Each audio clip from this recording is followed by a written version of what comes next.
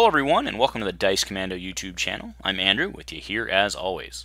This is the Commando Cast, a video cast about all things Star Wars Destiny.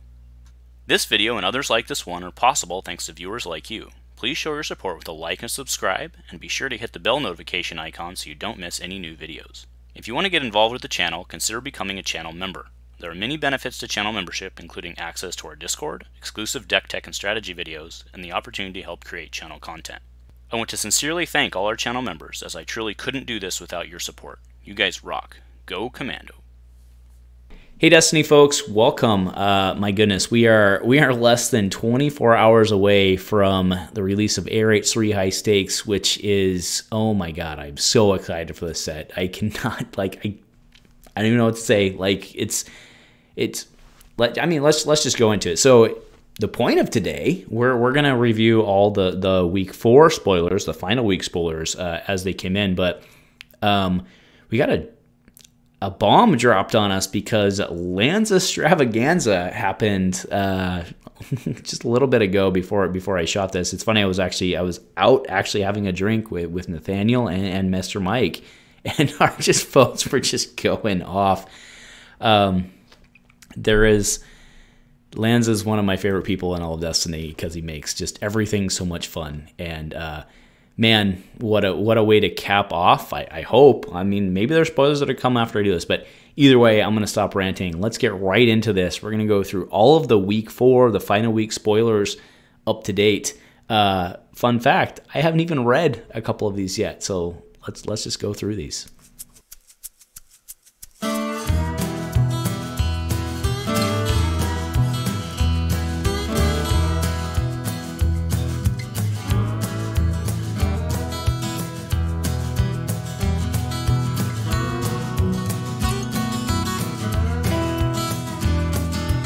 Hey folks, all right, thanks for tuning in. This is going to be interesting on a couple of levels. One, I went through and I saved all the spoilers so I could, make the images and run through them, but some of them I haven't even actually read yet, so it'll be kind of first take on that. And then the other challenge will be to see if I can actually get this uploaded and edited and uploaded before the 4 a.m. deadline, because who needs sleep anyway? But anyway, I just want to kind of on a personal level, I'm super excited about this set. The level of just excitement I've had just from seeing some of the flavor of the cards, it's top notch. And what I kind of wanted, I've been doing a lot of personal reflection over the last couple weeks. The redemption set, when we were going into the redemption set, I don't think we had that same level. I think we were worried about the power creep, but the redemption set in of itself, I think played really well in itself. Right. So while I don't think I wanted to say as we're exiting the redemption meta, I really wanted to make sure that we paid attention to the fact that that set in of itself, I think was a really, really, really good set. Now there was, again, the power creep is its own thing. I'm not trying to gloss over that. I'm really not. But I really think that there was a lot of good things that happened in redemption. And I think that a lot of those have fed into what Arian and his team have been able to do with high stakes.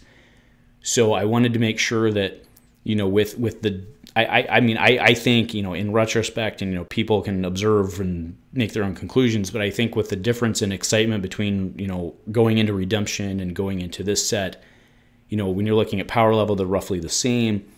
I want to make sure that we put in perspective that this is a continual building process, and Elrathian and his team set the stage for where we are now.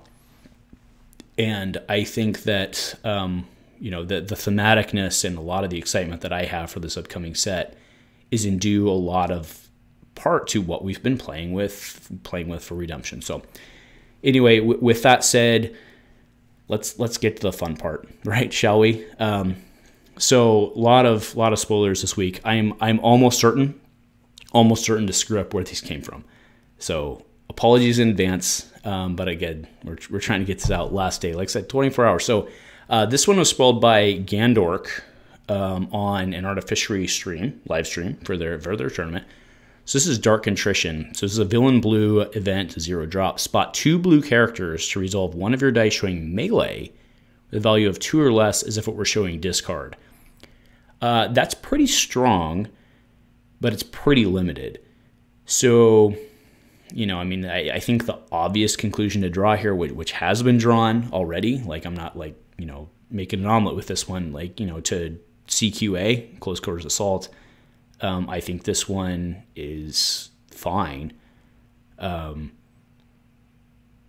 I mean, it has to be a very specific die. You have to roll 2 characters, or run 2 characters. I think this one's fine. I think it's going to be interesting to see what the smart people, like I'm looking like Avika or somebody like that, to really kind of roll with this and figure it out. Next, so this is Force Crush. So the parallel die here is Awakenings 13, which is interesting. So blue character only, villain upgrade ability, 3-drop. Blue character only, special, choose an opponent's character or upgrade die. Deal unblockable damage to a character equal to the value showing on that die, then turn that die to a blank. So it's kind of like Force Push, or sorry, not Force Push, it's Force Throw, right? Should remind you of Force Throw. Very, very interesting, right? It's not as good as Force Throw because it doesn't remove the die. Yes, we'll have to see how this really fits out, because it's villain too, right? And remember, Force Throw was a neutral card. All right, so this one, straight up PSA, Parker Simpson artwork. My man Parker learned from my master. So, well, let's read through it and then we'll talk through it. So 0, apprentice character only. After you play this upgrade, choose a defeated Jedi or Sith in your set aside zone. This card gains all abilities on the chosen card. So what it says here is this card gains all abilities on chosen card. Now it is, so apparently, so in the rumor mill, so I haven't seen this confirmed myself because I haven't gone and read it, but Bassmaster was very clear on our Discord today that Gandork has, so it's a telephone game, so take it with a grain of salt, but I trust Bassmaster.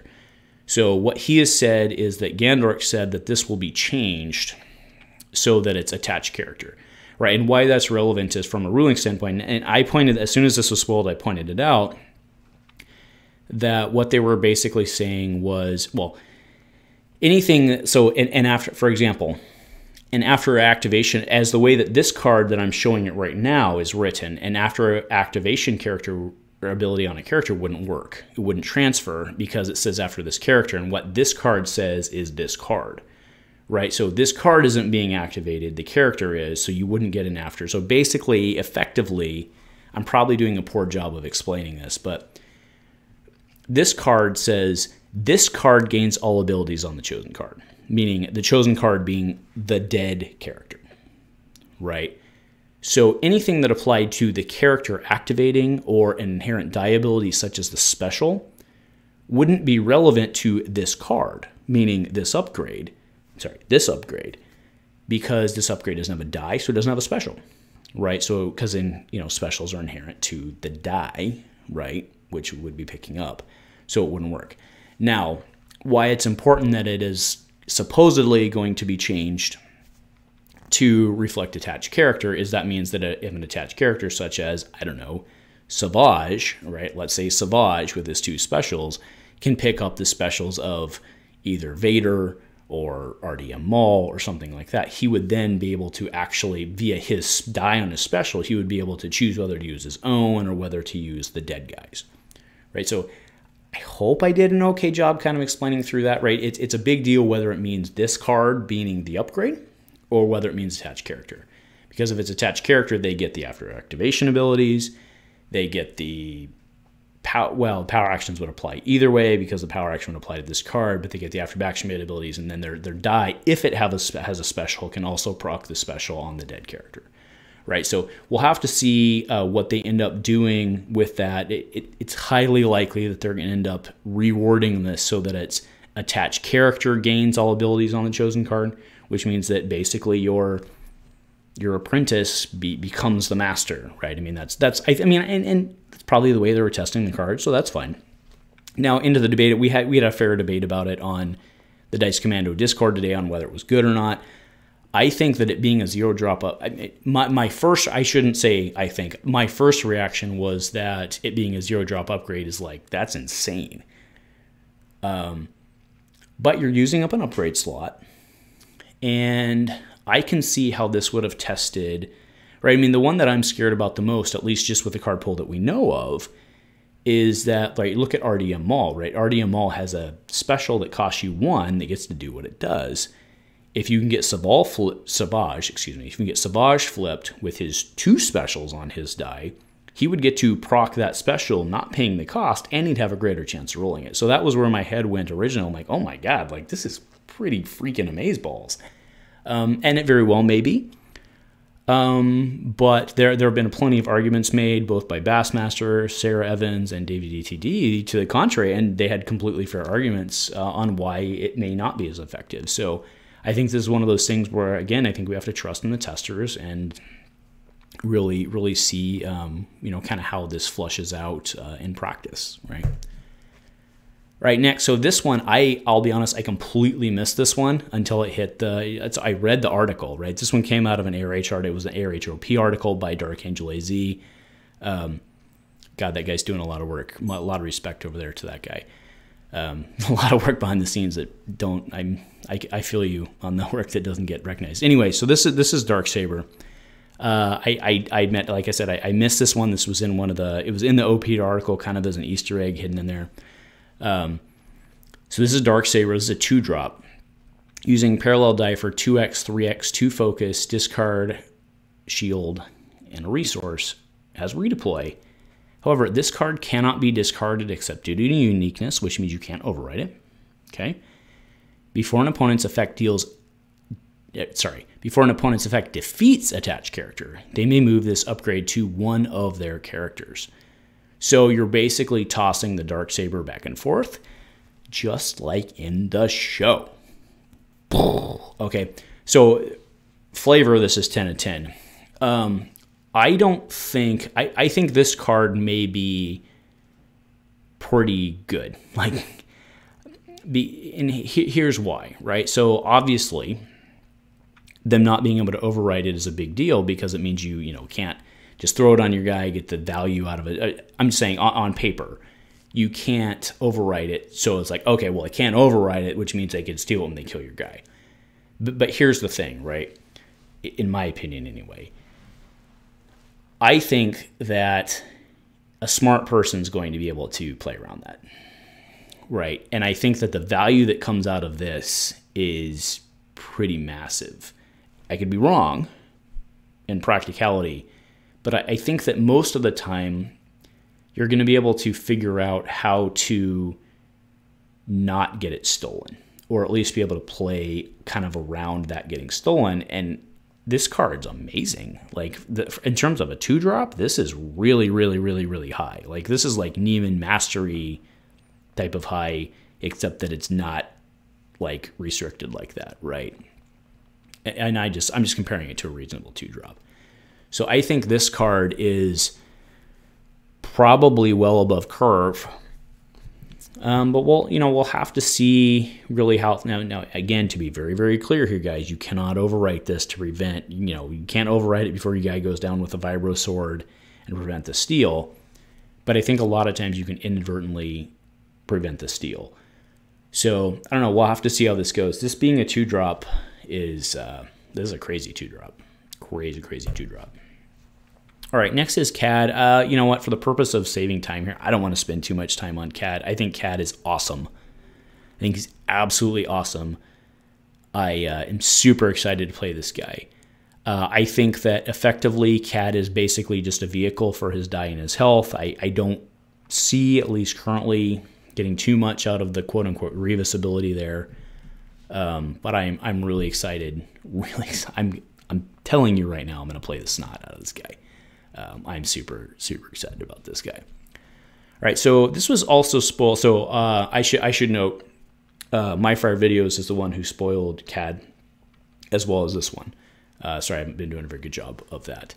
A lot of stuff to do. So thank you, Orfme, for reminding me to put your link in the video. Sorry about that. So this is Now It's Personal, Downgrade Bounty. Play only if you have 1 or more defeated unique characters. After attached character is defeated, you may ready a bounty hunter. Pretty big impact, but it kind of, I think this one kind of falls into, you know, really kind of the aspect of what I was talking about on Cad's ability. Like, primarily, I don't know. I mean, this one being a 0 is actually not relevant. Is not irrelevant for Trandoshan. Except remember, Trandoshan doesn't have to have a bounty, right? Trandoshan can be any downgrade. So actually, maybe this is better for Boba Fett, Convergence Boba Fett. Being a 0, I don't know. We'll have to see how this one plays out. I'm not discounting this one at all. I'm not saying it's bad. I don't know. I mean, again, it's one of those got to get it early type things, but like I think this could work. I mean, you know, forced labor is super popular, which is when you kill the guy, you get to roll their die in. So like, this is probably better than that. Yeah, actually, yeah. I mean, that's true, right? Comparing this to forced labor. Yeah, right. I mean, assuming you're playing a double bounty hunter deck, but so like I said, guys, I'm going through a lot. I mean, this one's not the first time, but all right, going into Grand Inquisitor. This Grand Inquisitor and the next one, and actually I did these out of order because technically in terms of spoiler order, the lightsaber was spoiled first, but I figured it made sense to put the Grand Inquisitor first. Grand Inquisitor and his lightsaber are the first 2 cards of this set that have made me raise my eyebrows like, whoa, that's pretty powerful. So Grand Inquisitor, he's 14-17 with 13 health. That's right in line with Cad Bane, which I just got done spilling, you know, stuff over. And Grand Inquisitor is pretty freaking good. So his die side is a 2 melee, 3 melee, 2 shield, resource, special, and a blank. He has team up 1 each other Inquisitor. We'll talk about that in a second. Special is deal 1 damage to a character and resolve one of your character or upgrade dice showing damage, increasing its value by 2 if an opponent has 1 or more dice showing a blank. Oh, it has to be showing a blank. Oh, wait. Inquisitors kind of specialize in doing that. Okay, so now for the team. I mean, this guy's phenomenal. This guy's crazy good. But the team up 1, right? So, like, I don't even remember the order. Like, I don't remember the numbers. But, like, Second Sister, you can play Second Sister with a plot that lets you blank something every round. You can play the 14th, I think it's Ninth Sister, the 14-point Ninth Sister, becomes 13 with him, which provides plenty of sides for her, because she wasn't very good. She had that, you know, modifier. Maybe not modifier. Either way, she was not very good, but I think she becomes very playable with him. I'm really scared. Really scared about Inquisitors in the early meta, at least. For sure. So I don't want to spend too much time on this, but I'm a little worried about the Inquisitor. Well, let's talk about the next one. So this is Grand Inquisitor's lightsaber. This is parallel die for what used to be a 4-drop. Now that 4-drop, that is not a power creep shot, because that 4-drop was freaking unplayable. Like, it was one of the legendaries that you didn't want to get in Empire at War. But this is a 3-drop Grand Inquisitor's lightsaber villain, 3 melee, 3 for 1, +3, 2 shield, special blank. Special, if an opponent has a die showing blank, again, something these guys kind of do pretty well. You may exhaust this upgrade to roll one of attached character's character dice in your pool. Re-roll this die instead of removing it. All right, so I know there's a lot of passion and emotion around this topic. But could you imagine if Darth Vader was 19 points and could play this with Savage? Just saying. Oh my God, this on Darth Vader's. Anyway.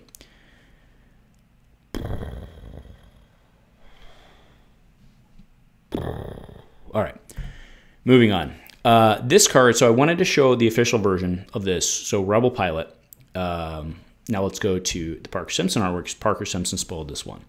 So this is Rebel Pilot, an 8/10 hero red character with 8 health, with 1 gun, 2 gun, a shield, a resource, a blank, and a blank. Character piloting. All right, that's it. This card's actually really good, I think, because, well, it's really good paired with a wedge, right? Because if you play, I think you play a 5-die pilot, like a 5-die red pilot here. You play 2 elite rebel pilots. You play wedge. I mean, you could switch them up if you wanted to.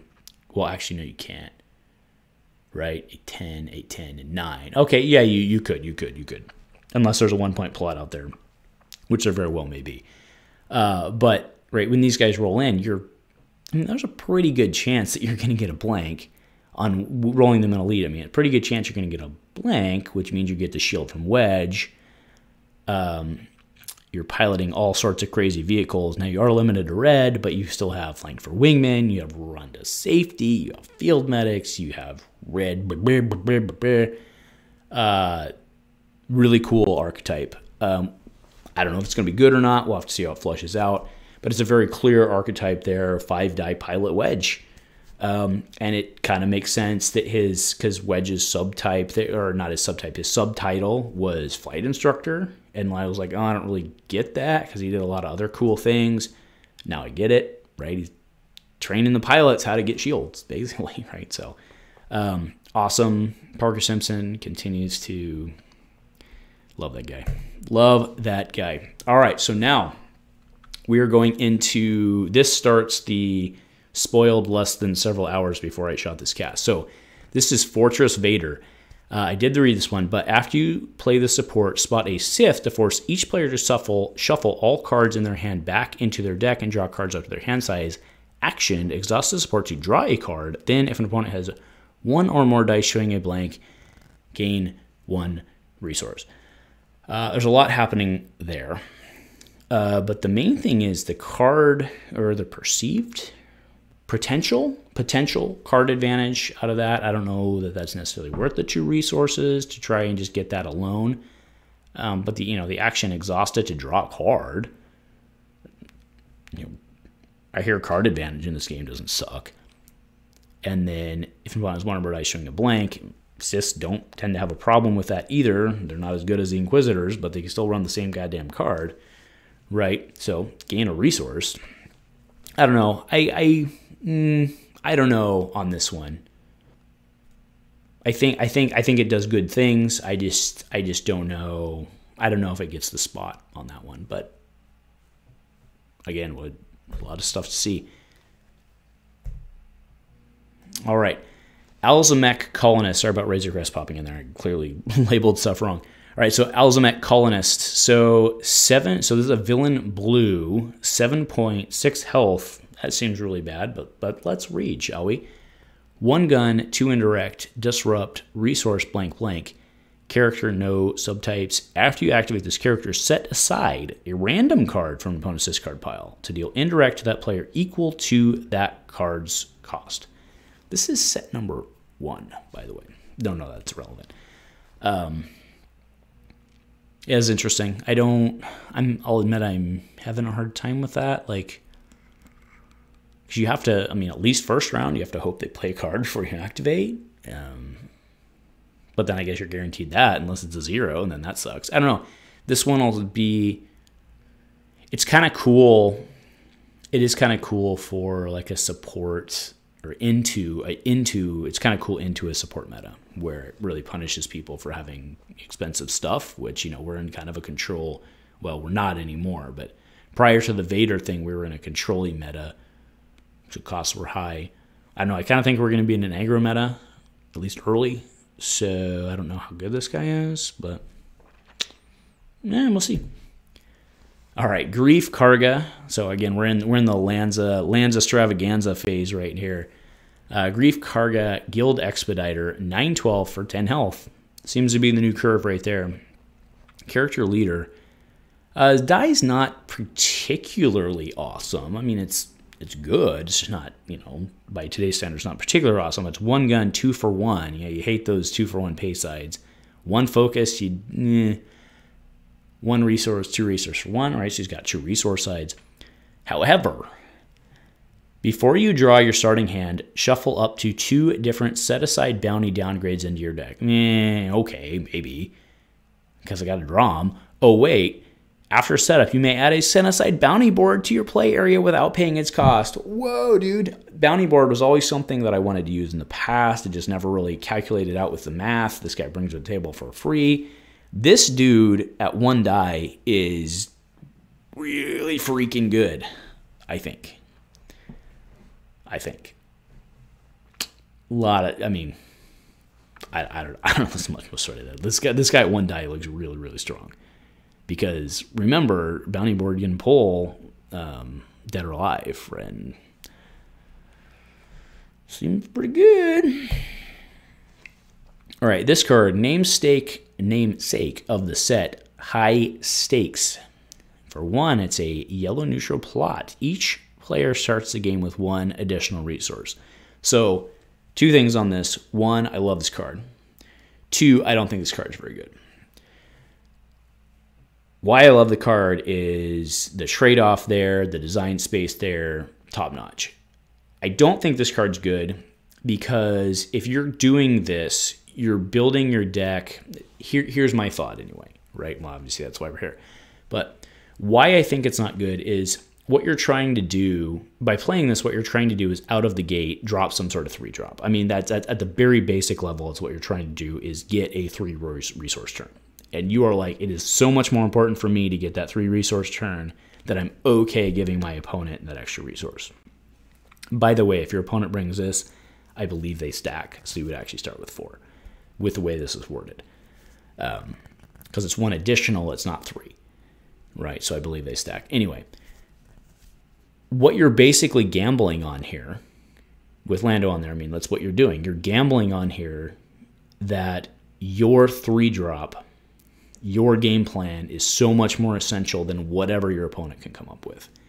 And I think in order to maximize on that, you have to run a higher... Remember, you still only get 2 resources per round. So I think in order to maximize on this, you have to run in your deck a higher cost curve than you're probably normally comfortable running with. And your opponent isn't. Your opponent, well, at least in theory, if they're not running this, is running a lower cost curve, which means you're basically giving them the advantage of being able to do their plan plus something, whereas you are trying to execute your plan on par, disadvantaging yourself on the subsequent turns.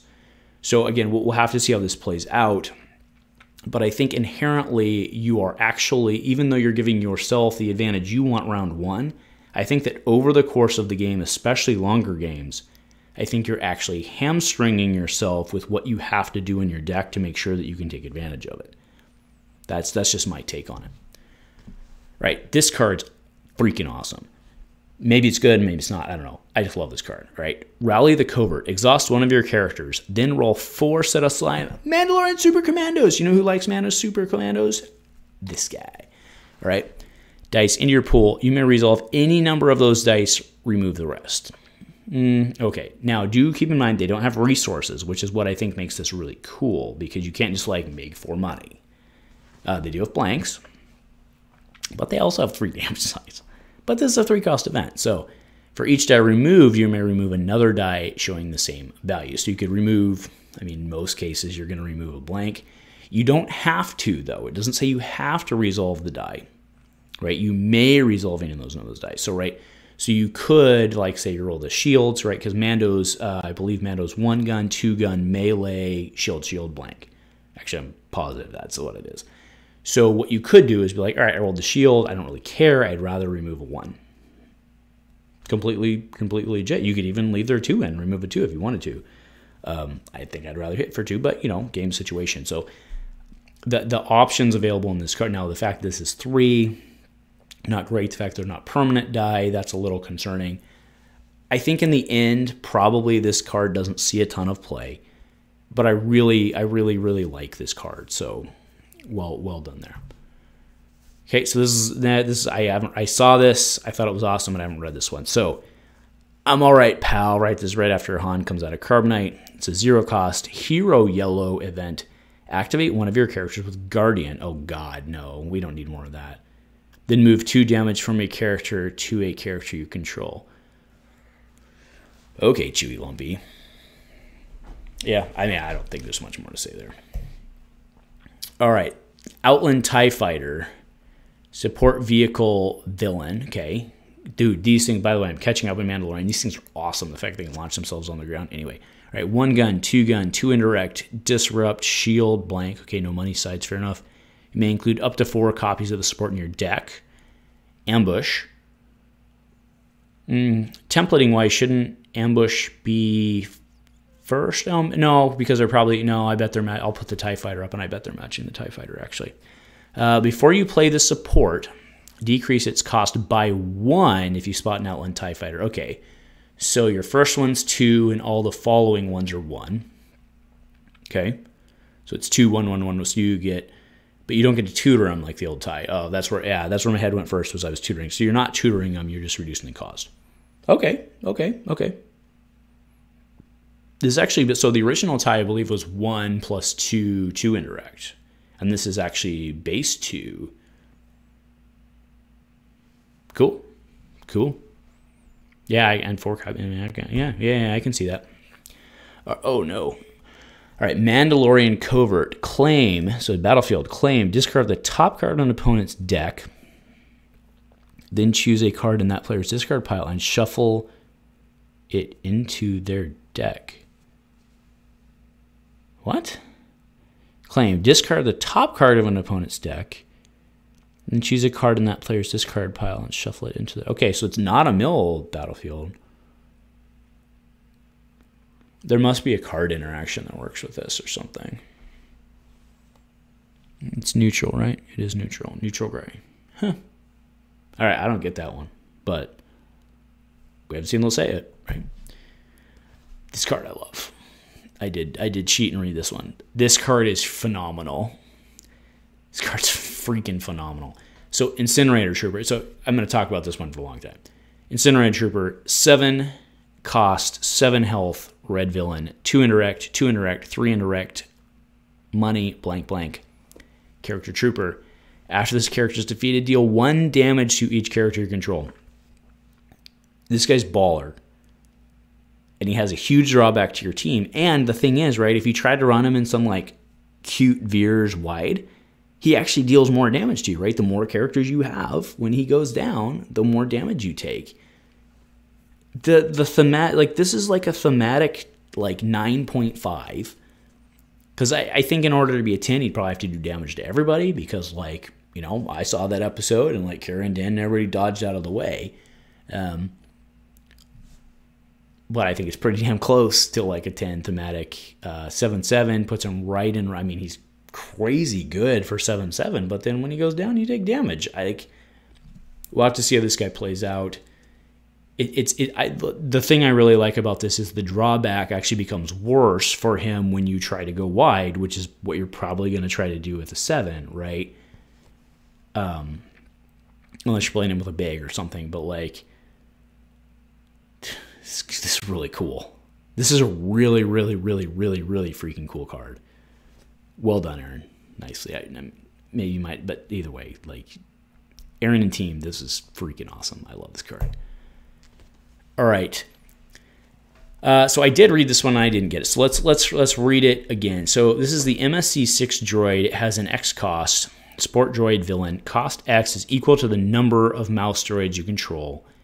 This card does not ready during the upkeep phase. Action, exhaust the support and spot any number of mouse droids, turn that many dice to any side. So it doesn't ready. You can exhaust the spot. This card sucks. So there's got to be something else going on here that I don't get. I mean, there's probably some... There's got to be something, right? Because this looks really bad. What am I missing here, folks? Let me know. Let me know in the comments what I'm missing, because this looks really bad. But I mean, again, we haven't seen the whole set, so right. All right, this is the Amban Blaster. So I just learned something today that Din's Blaster is the Amban Blaster. Obviously, this is a 3-drop. So 3-drop for that die is not great, right? So 1, 2 plus 2, discarding a special and a blank. Special is deal 2 unblockable to a character, but after you play this upgrade, you can remove a character die. It doesn't say of damage or whatever, just remove a character die. So I think it's fair. It's an interesting, I mean, it's a pretty good die, right? Like it's a 1, 2 plus 2, 2 with some other stuff that you don't care about. I mean, actually that's not true, because you do care about this card. You really do. Is just the pure value good at 3? But man, I mean, being able to play it, remove, because, you know, removal's worth 1 in card from hand, right? So, I mean, at a very basic level. I mean, I think the values here, like, I think on paper, or I should say, I think on first glance you look at this and you're like, but I think that this is actually pretty good. And you can still override it. Like, you still paid the value. So I think this one's pretty good, actually. We'll have to see where it stacks up, but I think this one's pretty good. All right, I think that's... No, it's not, right? So Whistling Birds, I was like, oh, no, we have one left. All right, I intentionally wanted to finish this one. This is the last one. This is Han Solo. How are you? No, we're fine here. We're fine here. How are you?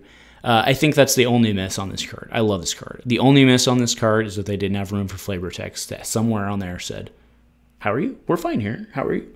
All right, so this is Han Solo TK710, character Spy Trooper. Detect. After you activate this character, you may discard a card from your hand to draw a card. Okay? If this character is elite, at 12, roll 2 vets in your pool. Set those dice aside after they are resolved or removed. 8, 12 with 10. I just loved it. Like, I don't know if this is good or not. Like, I don't know. I don't care. Like, this card's freaking awesome. Like, we need stuff like this. All right, folks, so that's it. It has been, oh my God, we've been going for a long time. But, I mean, we had a lot of spoilers. So, yeah, we are less than 24 hours away. By the time you are seeing this, we are like 16 hours away.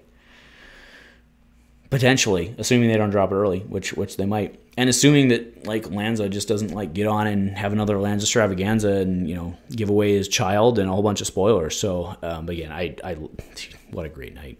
Great night in Destiny. It's going to be a great day in Destiny. It's going to be a great weekend in Destiny. Please, guys, make sure that you head on over. If you're free this weekend, pop in, play some games of that release tourney. That's what I'm showing right now is the info for that. Go check it out. The ARH guys have been putting a ton of blood, sweat, and tears into making this happen. It's going to be awesome, right? We're looking at another, 3 months of new stuff. Very, very exciting. So anyway, thanks guys for hanging out with me, going through this. Again, I know it's been a little longer than disorganized than normal, but that's the way it goes. So thanks, folks. Thank you, ARH folks, and go Commando.